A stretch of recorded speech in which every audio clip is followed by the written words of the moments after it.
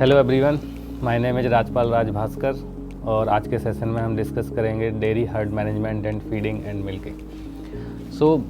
जब भी हम बात करते हैं डेयरी फार्म की, जो आज हम डिटेल में इस सेशन में डिस्कस करेंगे कि डेयरी फार्म क्या होता है, उसमें जो सुपरवाइज़र हम डेप्यूट करते हैं उस सुपरवाइज़र के क्या क्या बेसिक रोल्स एंड रिस्पॉन्सिबिलिटीज़ होती हैं। तो जनरली क्या होता है कि एक सुपरवाइज़र जब एक फार्म में जो भी ओवरऑल एक्टिविटीज़ हैं उससे रिलेटेड, डेयरी प्रोसेसिंग से रिलेटेड, डेयरी कैटल मैनेजमेंट से रिलेटेड, हर्ड मैनेजमेंट से रिलेटेड, उसके लिए उसकी कुछ बेसिक रिक्वायरमेंट होती हैं, उसकी बेसिक कुछ अंडरस्टैंडिंग होनी चाहिए, बेसिक कुछ क्वालिफिकेशन होनी चाहिए, जिससे कि वो उसके जो रिकॉर्ड हैं और जो डॉक्यूमेंटेशन प्रोसेस है या फिर जो डिजीज़ आइडेंटिफिकेशन का प्रोसेस है और वैक्सीनेशन का प्रोसेस है, उसमें वो ईज़िली उस चीज़ को ग्रैब करे और टाइमली उसको कंडक्ट करा सके। इंडिया की अगर हम बात करें या ओवरसीज़ की हम बात करें, जनरली क्या होता है, जो भी मिल्क प्रोडक्शन है इंडिया में, जो भी मिल्क प्रोडक्शन है उसमें अलग अलग टाइप के कुछ बोविन एनिमल्स का एक कंट्रीब्यूशन रहता है। जैसे हम बात करें गोट की, तो गोट 3% जो कंट्रीब्यूशन करती है ओवरऑल मिल्क प्रोडक्शन में। और अगर हम काऊ मिल्क की बात करें तो काऊ मिल्क में बहुत इंडिजीनियस एंड क्रॉस ब्रीड और एग्जॉटिक काऊ जो हैं, इन दोनों का अप्रॉक्सीमेट अगर हम बात करें, इन दोनों का मिला के 48% के आसपास का कंट्रीब्यूशन है टोटल मिल्क प्रोडक्शन में इंडिया में। इन द सेम वे अगर हम बात करें बफेलोज़ मिल्क की, तो बफेलो में मिल्क जो है वो स्टैंड अलोन कंडीशन में हम बात करें, वो अकेला ही 49% तक का कंट्रीब्यूशन मेजर रोल प्ले कर रहा है आपके डेयरी इंडस्ट्री में। जब ये सारे एनिमल इंडिविजुअली इतना ज़्यादा एक इम्पार्ट कर रहे हैं, एक रोल प्ले कर रहे हैं मिल्क प्रोडक्शन में, तो हमारी बेसिक या फंडामेंटल रिक्वायरमेंट्स क्या हो जाती है, नेसेसिटी है ये कि आप इन सारे जो एनिमल हैं, जो मिल्किंग एनिमल हैं, मिल्च एनिमल हैं, उनके लिए कुछ बेसिक मैनेजमेंट करें, उनकी फीडिंग पे ध्यान दें, उनकी जो मिल्किंग प्रोसेस है, जो मिल्किंग पार्लर बनाए जाते हैं, उन पे कुछ बेसिक आपकी सेफ्टी एंड हाइजीन से रिलेटेड कुछ चीज़ों पे फोकस करना होगा। इम्पॉर्टेंट रोल प्ले कर रहे हैं तो इनके लिए स्पेशल कुछ ट्रीटमेंट्स भी होंगे, स्पेशल कुछ मैनेजमेंट प्रैक्टिसेस होंगी जो कि एक डेयरी फार्म सुपरवाइज़र को कंडक्ट करनी होती हैं। उसके लिए डेयरी फार्म सुपरवाइज़र को बेसिक जो नॉलेज है, बेसिक जो उसके रिक्वायरमेंट्स हैं, रोल्स एंड रिस्पॉन्सिबिलिटीज़ हैं, वो उसको क्लियर होने चाहिए। आज के सेशन में हम उन्हीं रोल्स एंड रिस्पॉन्सिबिलिटीज़ के कैसे फीडिंग करनी चाहिए, मिल्किंग कैसे करनी चाहिए या मैनेजमेंट कैसे करना चाहिए, एक हर्ड जो एक ग्रुप है एनिमल्स का, मिल्किंग एनिमल्स का जो ग्रुप है उसको हम हर्ड बोलते हैं, उसका मैनेजमेंट कैसे किया जा सकता है, आज के सेशन में हम उसमें थॉरोली डिस्कस करेंगे। और इससे रिलेटेड कोई अगर क्वेरीज होंगी तो वो भी आई एम श्योर कि इसी सेशन में सॉर्ट आउट हो जाएंगी। बफेलो काऊ में बहुत आपकी जो एग्जॉटिक काऊ हैं, जो इंडिया से बाहर की काऊ हैं, जैसे जर्सी हो गया, होल्स्टीन फ्रीजियन हो गया, इंडिया की बाहर की काऊ और इंडिजीनियस जो काऊ हैं, जो हमारी देसी गाय हैं, इन दोनों का जो मिलकर जो कंट्रीब्यूशन है उसका ऑलमोस्ट सेम मैग्नीट्यूड में हम बात करें, सेम क्वांटिटी में हम बात करें, तो बफेलो जो है वो मिल्क में सेम मैग्नीट्यूड में या सेम क्वांटिटी में आपका कंट्रीब्यूशन कर रही है। हमारे पास जो डेयरी फार्म है जनरली, उसमें काऊ, बफेलोज़ और आपके क्रॉस ब्रेड काऊ हैं, जो एग्जॉटिक काऊ हैं, और जो कुछ बहुत स्मॉल लेवल पे हम बात करें या स्मॉल स्केल पे बात करें तो कहीं ये गोट फार्मिंग का भी एक रोल प्ले करता है, कहीं पे सीप फार्मिंग भी होती है, कैमल फार्मिंग भी होती है। ये एक अलग एस्पेक्ट है, लेकिन जो मेजर रोल प्लेयर हैं या मेजर कंट्रीब्यूटर हैं मिल्क प्रोडक्शन में, वो हमारे हैं बफेलोज़ और cows, both indigenous and the exotic cow. आज के सेशन में हम इसी डिस्कशन से थोड़ा डिटेल में डिस्कशन करेंगे, फर्दर उसको समझने की कोशिश करेंगे कैसे एक डेयरी फार्म सुपरवाइज़र इन सारी चीज़ों को मैनेज करेगा और उसके लिए क्या क्या बेसिक नॉलेज और रिक्वायरमेंट की ज़रूरत होती है। आगे सेशन में चलने से पहले हम कुछ टर्मिनोलॉजीज़ के बारे में समझेंगे कि इस सेशन में या डेयरी फार्म में जब भी कोई सुपरवाइज़र काम करता है तो उसके लिए कुछ बेसिक टर्मिनोलॉजीज़ की नॉलेज होना बहुत ज़रूरी है।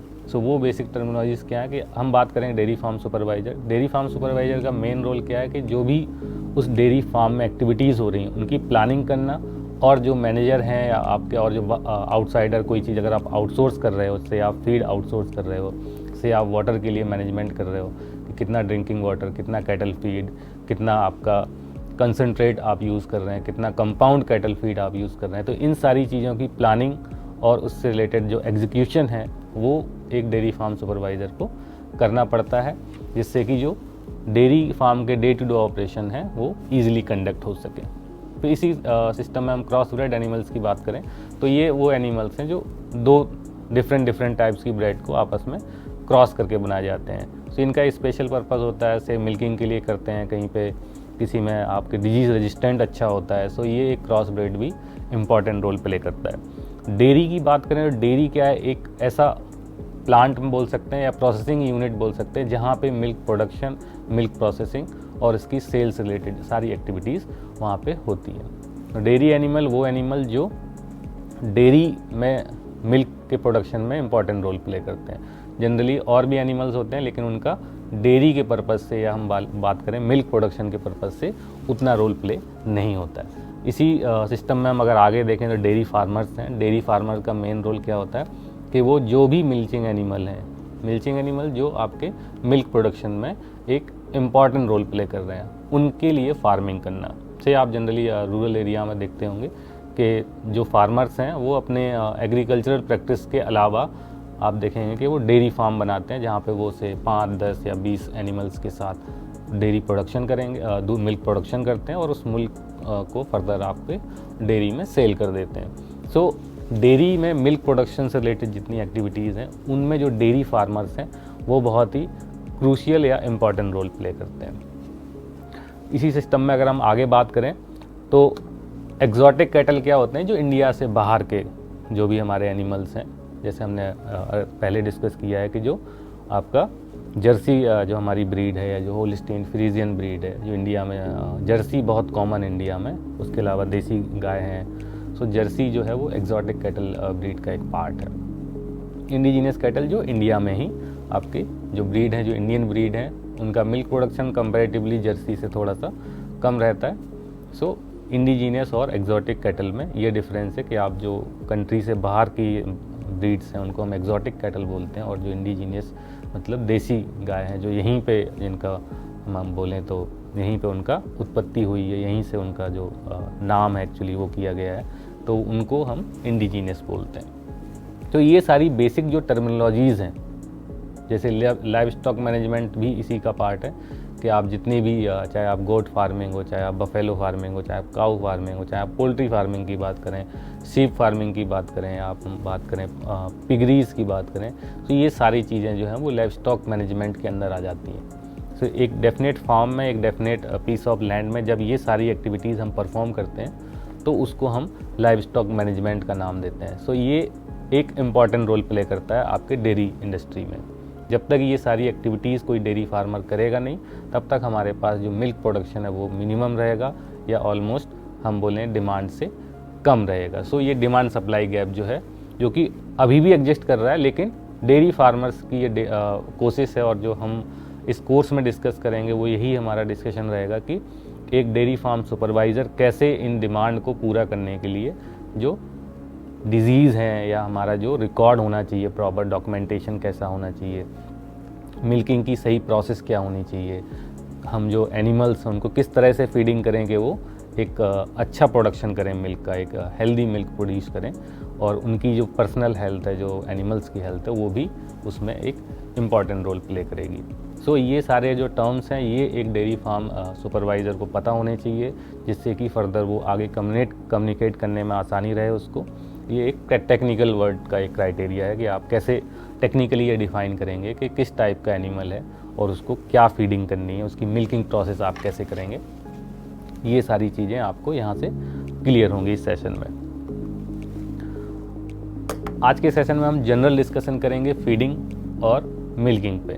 सो ये जो सेशन जनरली हमारा टोटली बेस्ड रहेगा आपका, जो कोई भी डेयरी फार्म में जो भी हमारे वोमेन एनिमल्स हैं, जो मिल्चिंग एनिमल्स हैं, उनकी फीडिंग कैसे करनी चाहिए, उस फीडिंग का क्या रोल है, कितनी इम्पॉर्टेंस है, और कुछ जनरल कंसीडरेशन होते हैं, जनरल रिकमेंडेशंस होती हैं कि आप क्या क्या उस पर्टिकुलर एनिमल के लिए या पर्टिकुलर ब्रीड के लिए या पर्टिकुलर एक स्टेज है टाइम पे जहाँ पे से वो काफिंग स्टेज में है या फिर आपके नॉर्मल ड्राई स्टेज में है। सो ये सारी स्टेट में उनको कैसी फीडिंग करनी चाहिए और उनके कुछ बेसिक हेल्थ चेकअप पैरामीटर्स होते हैं, सो उनको कैसे हम कंसीडर करेंगे, ये सारी चीज़ें हम इस सेशन में डिस्कस करेंगे। सो बात करते हैं फीडिंग ऑफ एनिमल्स की। सो आप जनरली देखेंगे कि एनिमल के लिए हम क्या क्या जो एक इम्पैक्ट फैक्टर्स हैं। जनरली एक एनिमल के जो पर्सनल बिहेवियर में, उसकी प्रोडक्टिविटी में कौन कौन से फैक्टर्स हैं जो इम्पैक्ट करते हैं। तो उसमें आप देखेंगे एनिमल हेल्थ, अगर हेल्थ सही होगी तभी एनिमल एक सही या एक अच्छी क्वालिटी का जो मिल्क है वो प्रोड्यूस करेगा। उसके अलावा जो एनिमल है उसकी प्रोडक्टिविटी भी ज़्यादा रहेगी, मतलब कि आपका जो मिल्क प्रोडक्शन है पर एनिमल वो कंपैरेटिवली अच्छा होगा। फिर मिल्किंग हाइजीन से एनिमल हेल्दी है, लेकिन जब उसकी हम मिल्किंग कर रहे हैं, जब मिल्क को हम निकाल रहे हैं एनिमल से, तो उस समय आसपास की हाइजीन कंडीशन कैसी है। जैसे आप जिस पॉट में निकाल रहे हैं, जैसे आप जिस वेसल में मिल्किंग कर रहे हैं, वो वेसल क्लीन है या नहीं है, सैनिटाइज है या नहीं है, या एनिमल के आसपास का जो मिल्किंग पार्लर, जनरली जहाँ पे हम मिल्किंग करते हैं उसको मिल्किंग पार्लर बोलते हैं। सो मिल्किंग पार्लर में हाइजीन का एक इम्पॉर्टेंट रोल प्ले करता है। पोस्ट मिल्किंग कंटामिनेशन एक इम्पॉर्टेंट रोल प्ले करता है। हम मिल्किंग के टाइम पे हेल्दी एनिमल से मिल्किंग कर रहे हैं, बट जैसे ही वो मिल्क बाहर आता है और उसके साथ जो आसपास का एसोसिएटेड एनवायरनमेंट होता है, अगर वो एनवायरनमेंट कंटामिनेटेड है, उसमें कोई वायरल, फंगल या फिर बैक्टीरियल कुछ अवेलेबिलिटी है, उसमें कुछ सस्पेक्टेड ऐसे आइटम्स, ऐसे कुछ रिसोर्सेज अवेलेबल हैं, सोर्सेज अवेलेबल हैं, तो दो आपके मिल्क को कंटामिनेट कर सकते हैं। मे बी वो फिजिकल कंटामिनेशन हो सकता है, केमिकल हो सकता है, और आपका कोई बायोलॉजिकल कंटामिनेशन भी हो सकता है। सो मिल्किंग हाइजीन या मिल्क हाइजीन जनरली हम एक अटमोस्ट प्रायोरिटी पर रखते हैं कि ये हमें ज़रूर टैकल करनी चाहिए एनिमल हेल्थ के साथ साथ। इसके अलावा ये दो जो इम्पैक्ट फैक्टर हैं, इसके अलावा तीसरा जो हमारा इम्पैक्ट फैक्टर है न्यूट्रिशनल पॉइंट ऑफ व्यू से, जिसमें क्या हमारा मेन इंपॉर्टेंट क्या है, फीड एंड वाटर।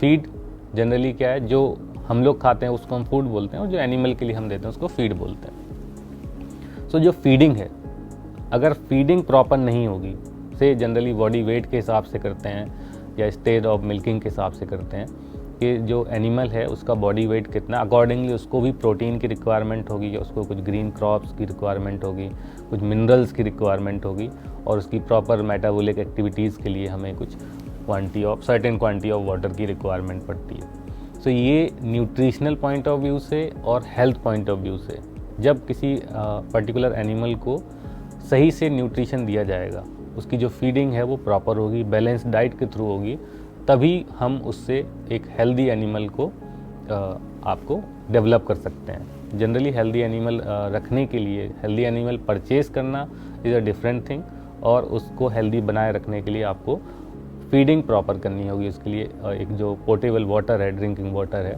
वो सही क्वालिटी का उसको प्रोवाइड कराना होगा। तो न्यूट्रिशन फीडिंग के अलावा हम बात करें एनिमल वेलफेयर की, तो एनिमल वेलफेयर मतलब कि वहाँ पे उस पर कोई हरासमेंट एक्टिविटीज़ तो नहीं हो रही, उसके लिए प्रॉपर एक हाउसिंग बनाई गई है, उसके लिए प्रॉपर शेल्टर बनाया गया, जहाँ पे उसके साथ एक प्रॉपर ट्रीटमेंट होगा, और जो सुपरवाइज़र है वो उसको केयरफुली हैंडल करेगा। एनवायरनमेंट की बात करें तो सराउंडिंग एनवायरनमेंट बहुत ज़्यादा नॉइज़ी नहीं होना चाहिए।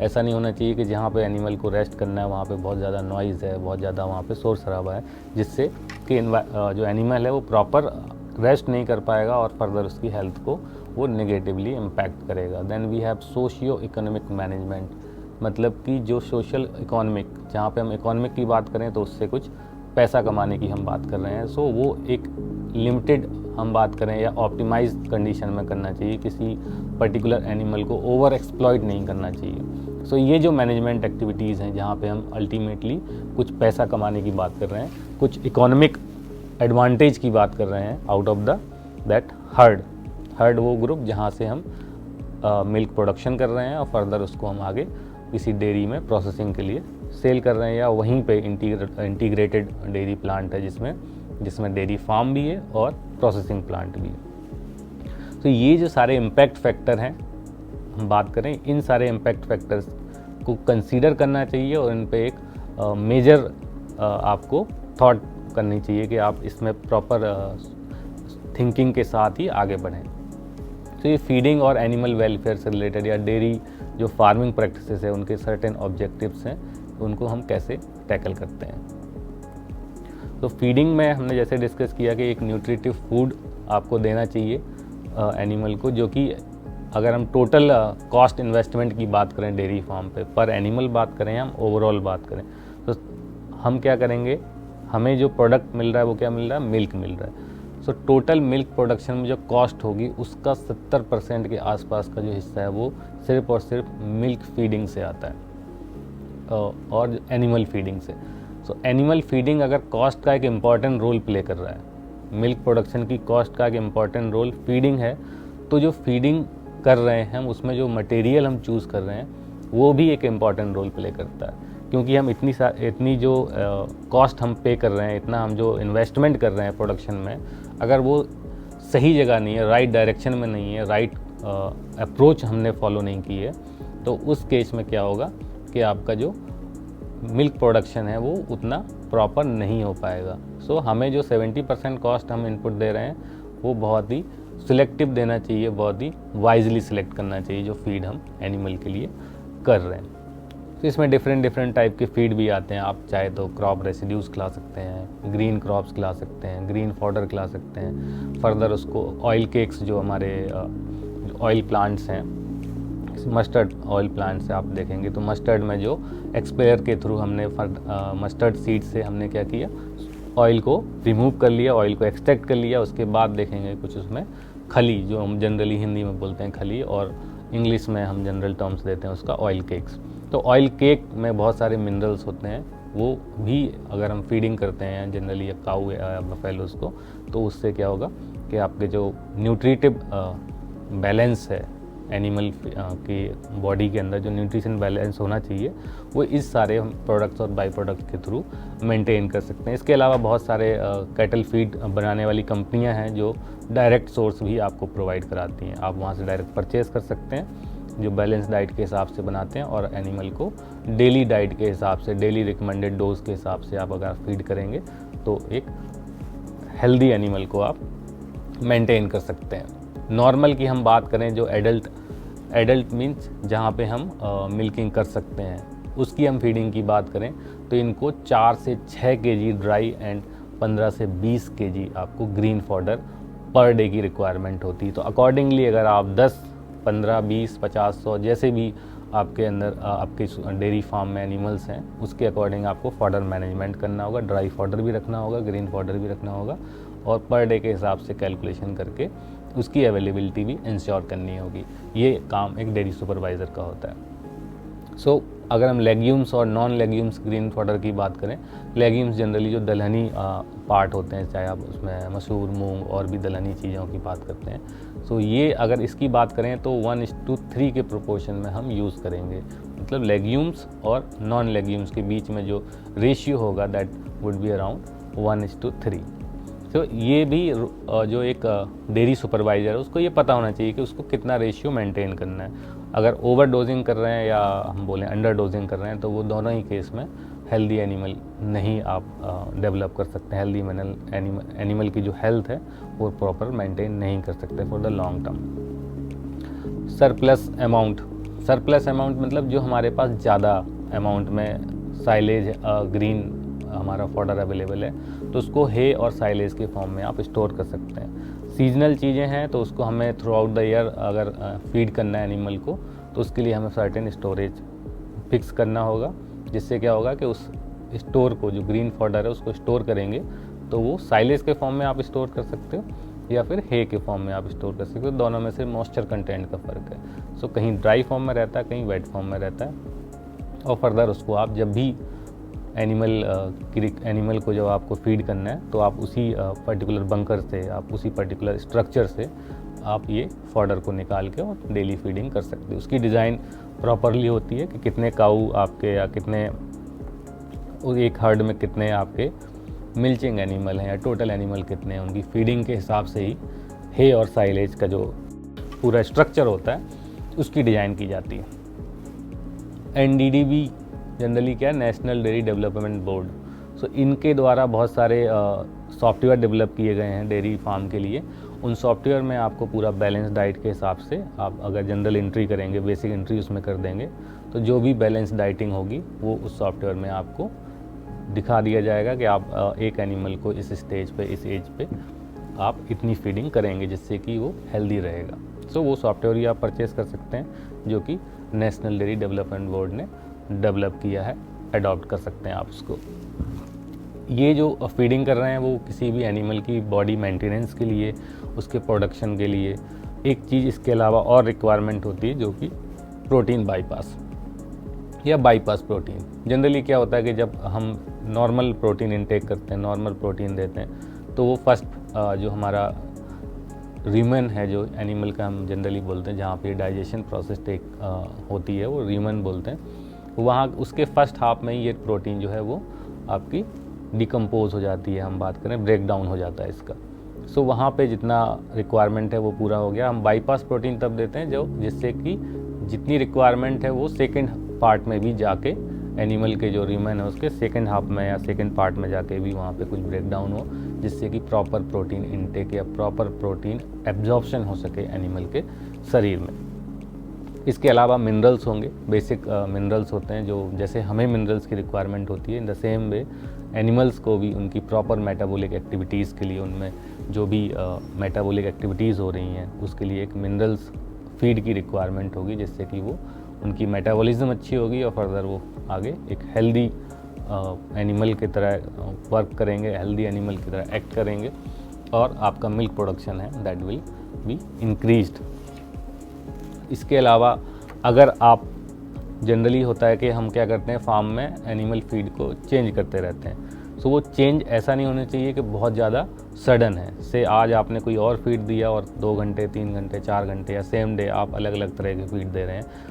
अगर आप ऐसा करते हैं तो ये गलत प्रैक्टिस है। आपको क्या करना है, जो भी फीड एनिमल को आप प्रोवाइड करा रहे हैं, उसको जो खिला रहे हैं, वो फीड में अगर आप स्विच कर रहे हैं, एक फीड से दूसरी फीड पे जा रहे हैं, तो उसके बीच में एक ऑप्टिमम गैप होना चाहिए, एक सर्टेन गैप होना चाहिए, जिससे कि एनिमल के डाइजेशन सिस्टम में वो प्रॉपरली आइडेंटिफाई हो और उसमें जो मिनरल्स अवेलेबल हैं, उसमें जो प्रोटीन और अदर यूज़फुल न्यूट्रिएंट्स अवेलेबल हैं, उनको एब्जॉर्ब करने में, उनको एक्सट्रैक्ट करने में एनिमल की बॉडी है वो पूरा सा सपोर्ट करे। इसलिए जब भी हम स्विच ओवर करते हैं फीड का, तो हमें प्रॉपर टाइम देना चाहिए, प्रॉपर गैप देना चाहिए, फ्रिक्वेंट स्विचिंग नहीं करनी चाहिए।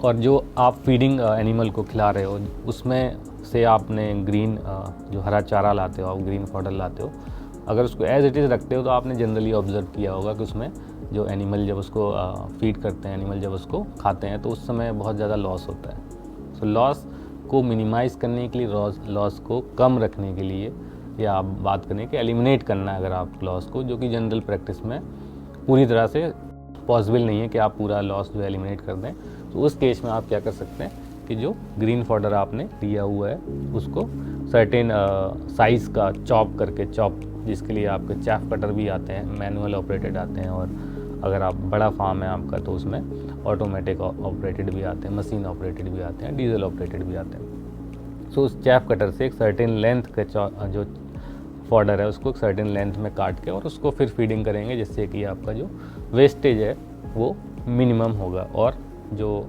डाइजेस्टिबिलिटी है, एनिमल जो उसको डाइजेस्ट करेगा, वो मैक्सिमम होगा। अभी हम बात कर रहे थे फीडिंग की। इसके बाद जो राशन बैलेंसिंग प्रोग्राम है, राशन बैलेंसिंग प्रोग्राम का मतलब है कि आप जो राशन प्रोवाइड करा रहे हो एनिमल को, उसमें बैलेंसिंग कैसी है। सर्टेन आपने कंसनट्रेट फीड दिया, आपने ग्रासेस दी, आपने क्रॉप रेसिड्यूज दिए, लेकिन किस रेशियो में दे रहे हैं, बैलेंसिंग कैसे कर रहे हैं, ये भी एक इम्पॉर्टेंट रोल प्ले करता है। ऐसा नहीं कि आप एक दिन में सिर्फ ग्रीन फॉडर ही दे रहे हैं, उसके बाद अगले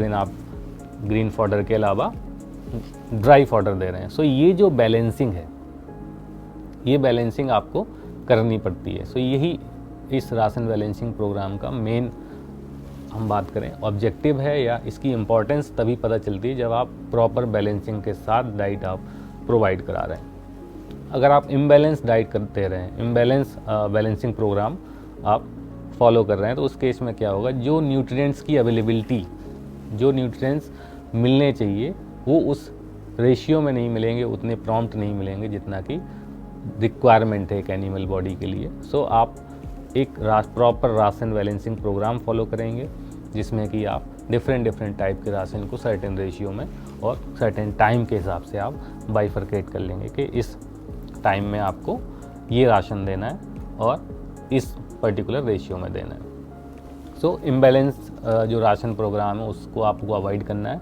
और आपको बैलेंस राशन प्रोग्राम पे फोकस करना है। ये एक डेयरी फार्म सुपरवाइज़र की मेन रिस्पॉन्सिबिलिटी है, जो कि आप उसके एनर्जी बैलेंस के हिसाब से, प्रोटीन कंटेंट के हिसाब से, मिनरल्स के हिसाब से या अदर न्यूट्रिएंट्स के हिसाब से आप चूज़ कर सकते हैं किस रेशियो में, या आपका जो लोकल अवेलेबल राशन है। जनरली क्या होता है कि एक बहुत बड़ी, हम इंडिया की बात करें तो बहुत डाइवर्स कंट्री है, अलग अलग जगह पे जोनल जो क्लाइमेट कंडीशन है वो वेरी करती हैं, वहाँ पे कुछ क्रॉप जो ग्रोइंग क्रॉप्स हैं वो वेरी करेंगी। सो उस हिसाब से अगर आप लोकल जहाँ पे आप डेयरी फार्म खोल रहे हैं तो उसके आसपास उसी विसिनिटी में जो भी रिसोर्सेज अवेलेबल हैं, जिस तरह का राशन, जिस तरह की ग्रीन क्रॉप जो भी वहाँ पे ग्रो हो रही है, अकॉर्डिंगली आप राशन चूज़ कर सकते हैं और उनको एक बैलेंस रेशियो में प्रोवाइड करा सकते हैं, जिससे कि जो एनिमल हेल्थ है वो प्रॉपर रहे और आपके जो मिल्क प्रोडक्शन है वो भी अच्छा रहे।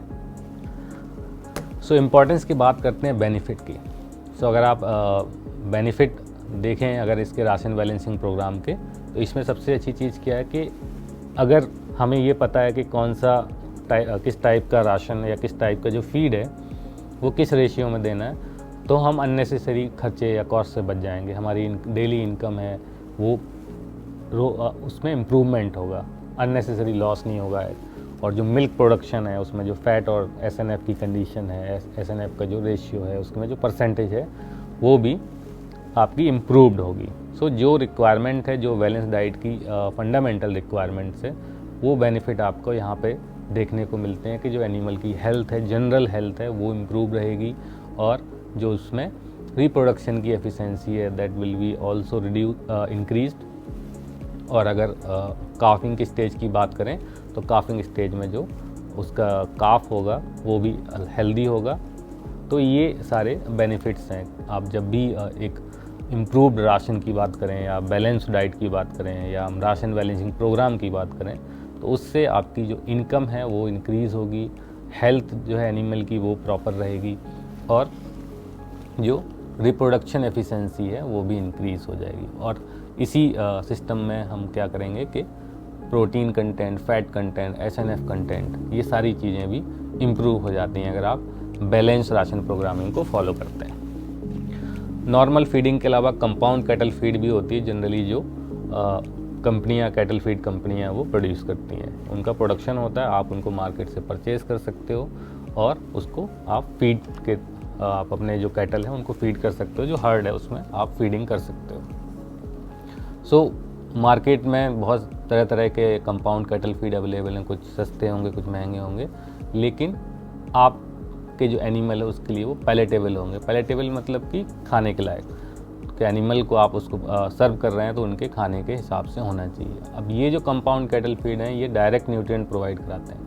बहुत सारे जो बैलेंस राशन है, बैलेंस जो फीड है, उनसे न्यूट्रिएंट एक्सट्रैक्ट करके उनसे न्यूट्रिएंट का एक कंपाउंड बना के उसको आप फीड करोगे तो बेसिकली जितनी भी डेफिशिएंसीज होती हैं कैटल में वो आप यहाँ से एलिमिनेट कर सकते हो, जिससे कि आपका जो एनिमल है वो मिल्क प्रोडक्शन में एक्टिवली पार्टिसिपेट करे और up to the standard participate करे। कुछ जनरल रिकमेंडेशन है, ऐसा नहीं है कि आपने जो कंपाउंड कैटल फीड लिया है आप एनिमल हेल्थ के पॉइंट ऑफ व्यू से, मिल्क प्रोडक्शन के पॉइंट ऑफ व्यू से ओवर फीडिंग कर दें। ओवर फीडिंग भी वहाँ पे एनिमल की हेल्थ में एडवर्स इफेक्ट कर सकती है। सो उसके लिए जनरल रिकमेंडेशन है। जैसे रिकमेंडेशन की बात करें हम तो एनिमल के लिए क्या है, जो ग्रोइंग फेज़ में है उनके लिए 1 से 2 kg compound cattle feed daily उनको कंज्यूम करने के लिए देना चाहिए। मिल्किंग एनिमल्स हैं, मिल्किंग एनिमल जो इस समय मिल्क प्रोडक्शन में एक्टिवली पार्टिसिपेट कर रहे हैं, मिल्क प्रोडक्शन कर रहे हैं, उनके लिए ये कंपाउंड कैटल फीड आप पर डे के बेसिस पे 2 kg का रख सकते हैं।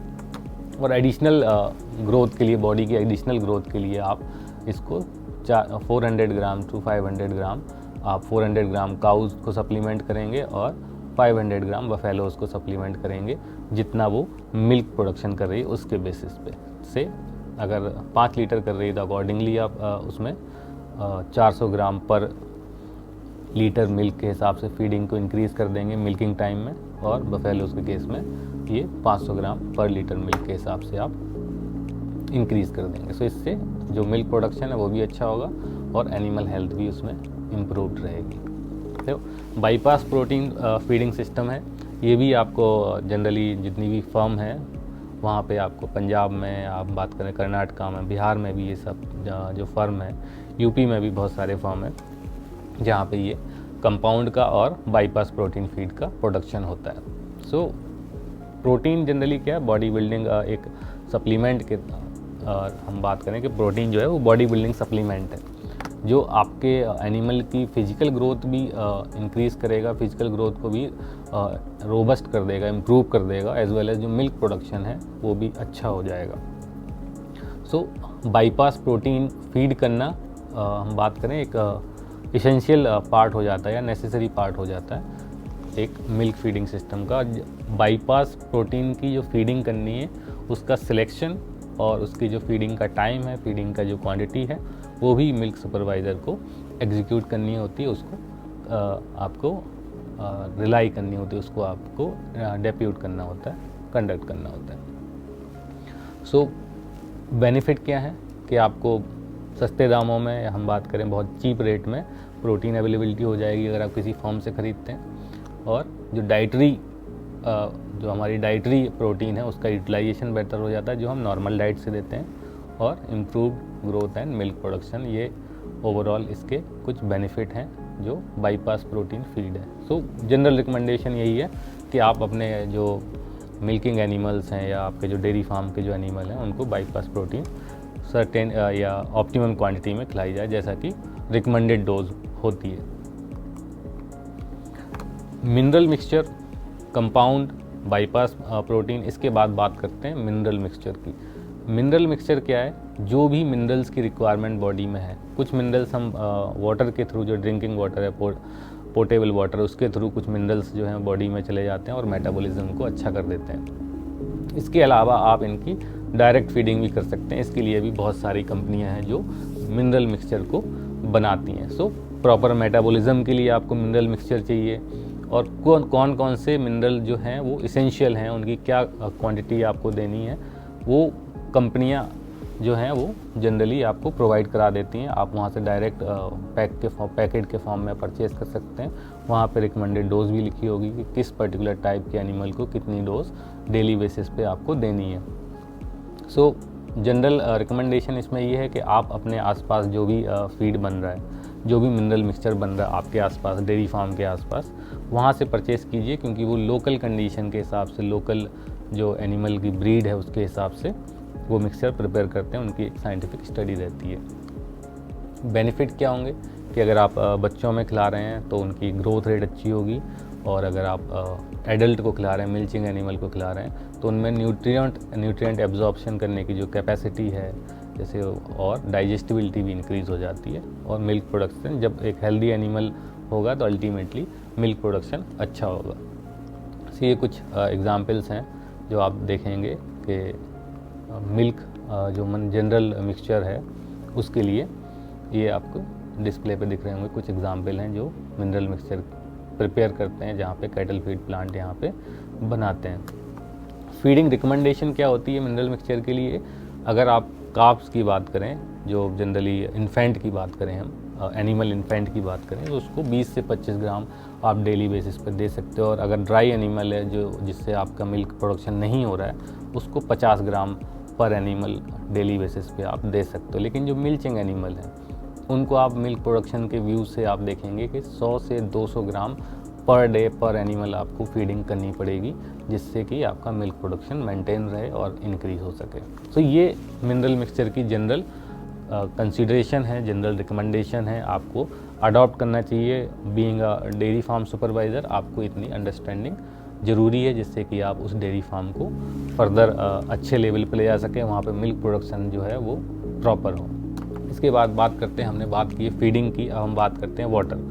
वाटर भी फीडिंग का पार्ट है, लेकिन किस तरह का पानी आपको देना है। सो अगर आप वाटर की जो क्वांटिटी है, जितना कि एक एनिमल को डेली देना चाहिए, उससे अगर आप बिलो सर्व करते हो तो उसकी जो मेटाबॉलिज्म है वो थोड़ी सी वीक हो जाएगी। उसमें जो और भी फंक्शनिंग है बॉडी के, जो इम्पॉर्टेंट पार्ट्स हैं बॉडी की, जो हम बात करें ग्रोथ रेट है, वो भी इम्पैक्ट करेगी, मिल्क प्रोडक्शन भी आपका इम्पैक्ट करेगा। जो टॉक्सिक एलिमेंट फीड के थ्रू जा रहे हैं या किसी और मीडियम से एनिमल की बॉडी में जा रहे हैं, वो टॉक्सिक एलिमेंट्स को निकालने में वाटर जो है वो एक इम्पॉर्टेंट रोल प्ले करता है। तो इस केस में आप पानी की जो रिकमेंडेड क्वांटिटी है वो आप पर एनिमल डेली सर्व करेंगे, जो जनरली कितने एक हेल्दी एनिमल को 70 से 80 लीटर ड्रिंकिंग वाटर की है, और जो पानी है वो अलग एक कंसिडरेशन में रहेगा, लेकिन ऑलमोस्ट 70 to 80 लीटर आपको डेली ड्रिंकिंग वाटर प्रोवाइड कराना चाहिए आपके एनिमल को। सो ये एक इम्पॉर्टेंट रोल प्ले करता है। क्यों? जैसा कि हम सभी जानते हैं कि काऊ मिल्क की बात करें तो इट इज़ ऑलमोस्ट 87-86% के आसपास का इसमें वाटर कंटेंट होता है। सो वो वाटर कंटेंट कहाँ से डेवलप होता है? अगर आप फीडिंग नहीं करेंगे प्रॉपर वाटर की तो वहाँ पे ये सारी चीज़ें इम्पैक्ट होंगी। सो ये सारी चीज़ों पे आपको फोकस करना है being a dairy farm supervisor. Water की requirement, proper time of water serving, ये सारी चीज़ें। रिकमेंडेशन क्या है कि आपको round the clock clean water की अवेलेबिलिटी करनी है, और जितने टाइम में उसको फीड करना है, जितने टाइम में वो पानी की रिक्वायरमेंट है वो एनिमल को सर्व करना है। सो और जनरली क्या है कि आप जब समर टाइम की बात करें, जैसे कि समर में क्या टेम्परेचर बहुत हाई जाता है, से 40+ चला जाता है, उस समय चाहे गाय हो या बफेलोज हो, उनको हीट मैनेजमेंट के लिए, हीट स्ट्रेस मैनेजमेंट के लिए एडिशनल वाटर की रिक्वायरमेंट होती है। सो एडिशनल वाटर से आप स्प्रिंकल कर सकते हो या आप उससे बात करा सकते हो, नहला सकते हो काऊ या बफेलोज को, जिससे कि उनकी बॉडी हीट जो है वो बैलेंस हो सके, उसको आप एलिमिनेट कर सको, जिससे कि उनकी प्रॉपर फंक्शनिंग हो, मिल्क प्रोडक्शन अच्छा हो, और जो एनिमल है वो हीट स्ट्रेस फ्री रहे। बात करते हैं मिल्किंग की। हम आज के सेशन में फीडिंग डिस्कस कर चुके हैं, अभी हम बात करेंगे मिल्किंग की। मिल्किंग का मेन पर्पस क्या है?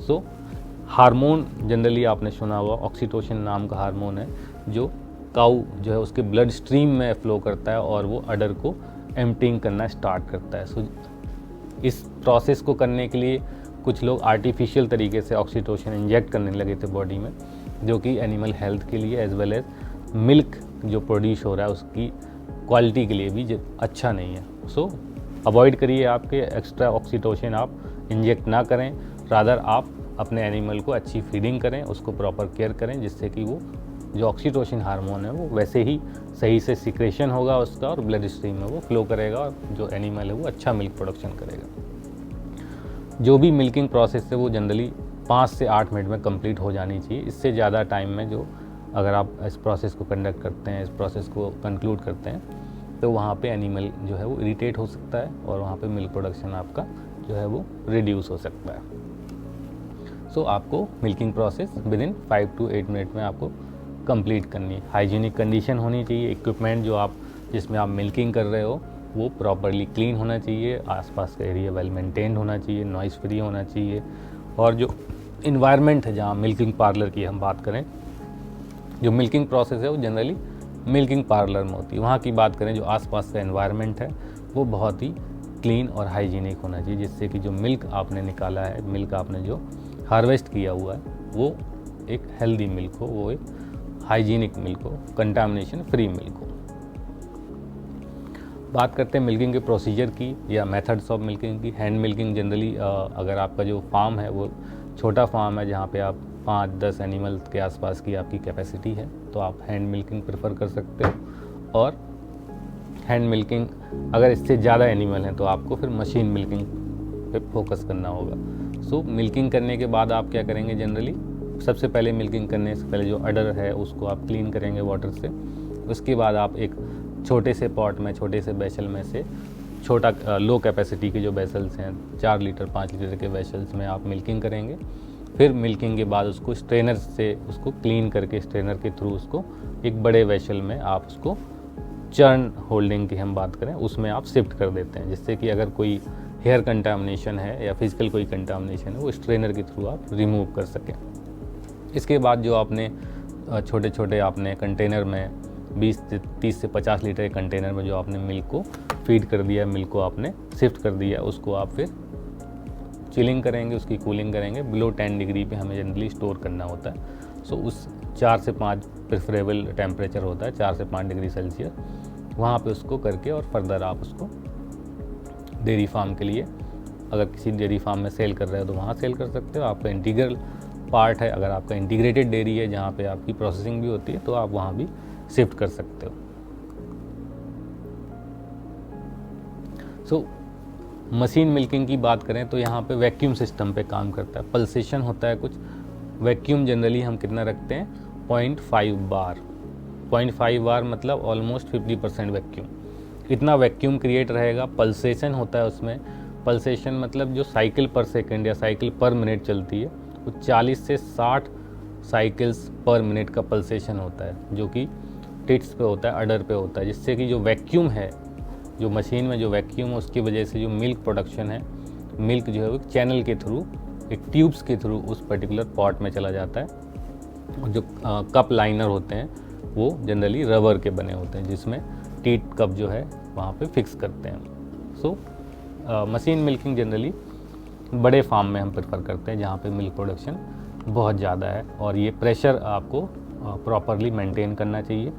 जो मिल्क सुपरवाइज़र है उसको ये पता होना चाहिए, या डेयरी फार्म सुपरवाइज़र उसको ये पता होना चाहिए कि जो मिल्किंग मशीन है उसमें कितना वैक्यूम हम मेंटेन करेंगे और जो पल्सेशन है वो कितना रेंज में होना चाहिए, जिससे कि जो मिल्किंग है वो प्रॉपर हो, ओवर मिल्किंग ना हो, और जो एनिमल है वो भी कंफर्टेबल फील करे। ये एक पूरा लेआउट है कैसे मशीन के द्वारा मिल्किंग की जाती है। आप जनरल देख रहे होंगे कि जो कप हैं वो काऊ के अडर पे फिट कर दिए जाते हैं। यहाँ पे जो आपका वैक्यूम पंप है वहाँ से हम 0.5 बार का वैक्यूम क्रिएट करते हैं। फिर उस वैक्यूम की वजह से जो मिल्क है वो एक टैंक में जाता है। उस टैंक के बाद वो फिर कूलिंग टैंक में चला जाता है। स्ट्रेनिंग होती है, वहाँ पे जो भी इम्प्योरिटीज़ हैं उसको निकाल दिया जाता है, रिमूव कर दिया जाता है। उस स्ट्रेनिंग के बाद उस मिल्क को एक कंटेनर में या टैंक में कूलिंग की जाती है। इमर्सन कूलिंग जनरली प्रेफर करते हैं। वो आप देख रहे होंगे जनरली एक रॉड उसमें पड़ी हुई है जो कि कूलिंग मीडियम उसके अंदर फ्लो कर रहा है। इस इमर्सन रॉड से कूलिंग होगी और फर्दर फिर आगे उसको ट्रांसपोर्ट कर दिया जाता है। मिल्किंग प्रोसेस आपको वाइजली चूज़ करनी है। अगर आप मिल्क सुपरवाइज़र हैं, डेयरी सुपरवाइज़र हैं, तो आपको ये प्रोसेस कैसे अडॉप्ट करनी है, उसके कुछ कंट्रोल पैरामीटर्स हैं वो आपको पता होने चाहिए अगर आप एक डेयरी फार्म सुपरवाइज़र हैं। सो ये सेशन था पूरा। आज के सेशन में हमने डिस्कस किया है कि एक हेल्दी एनिमल को कैसे हम मैनेजमेंट करते हैं, उनका कैसे उसमें फीडिंग के लिए हम क्या क्या खिलाते हैं उनको, मिल्किंग के कौन कौन से मेथड हैं, कौन सा अडॉप्ट कब करना चाहिए, मशीन वाला मेथड कब अडॉप्ट करना चाहिए, हैंड मिल्किंग वाला मेथड कब अडॉप्ट करना चाहिए, कूलिंग कैसे करते हैं। तो ये सारा एक लेआउट हमने आज के सेशन में डिस्कस किया है। आई होप कि आपको इस पर्टिकुलर सेशन में जो भी डाउट्स रहे होंगे वो क्लियर कर दिए होंगे मैंने। और अगर इसमें फर्दर कोई डाउट रहता है आपको, अगर आपको कोई प्लांट सेटअप कराना है, आपको एक डेयरी फार्म सेटअप कराना है, तो आप इंस्टीट्यूट फॉर इंडस्ट्रियल डेवलपमेंट से कांटेक्ट कर सकते हैं, जिसमें आपको प्रॉपर गाइडेंस और टेक्निकल एक्सपर्ट्स जो अवेलेबल हैं वो आपको हेल्प करेंगे, टेक्निकल सपोर्ट प्रोवाइड करेंगे आपको डेयरी फार्म इस्टेब्लिश कराने में और उससे रिलेटेड जो भी एक्टिविटीज़ हैं उनको प्रॉपर गाइड करने में। Thank you.